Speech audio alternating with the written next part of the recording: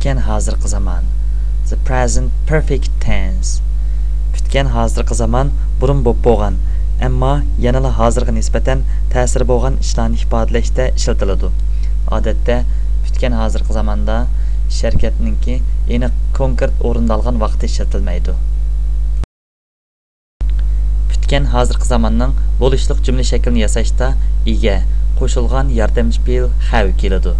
Faqat 3-shaxs birlikdala yordamchi fe'l have hazga o'zgarib ketadi. Ondan harakat fe'lining o'tgan zaman tarmoq shakli, ondan to'ldirg'ich keladi. Masalan, I have eaten my lunch. Men tushlik tamqimni yeb bo'lgan. He has done his homework. U topshiriqni ishlab bo'lgan. Bu jumlada he 3-shaxs birlik ega bo'lganligi uchun yordamchi fe'l have hazga aylangan.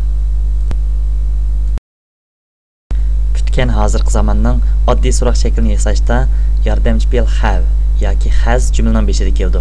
Ondan ega harakat fe'lining o'tgan zaman tarmoq shakli, to'ldirg'ich keladi.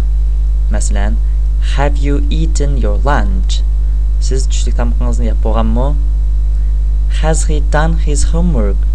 O topshiriqni ishlab bo'ldimi?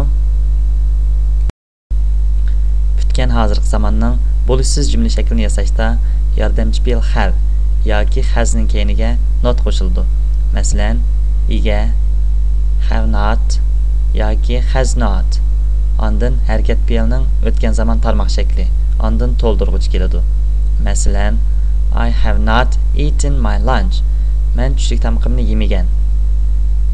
He has not done his homework. U topshiriqni ishlamagan. Pütken hazırkı zamanning alayda so'roq shaklini yasashda savol almashtirish jumlaning beshida keladi. Ondan yordamchi fe'l have yoki has, ondan ega, ondan harakat fe'lining o'tgan zaman tarmoq shakli keladi.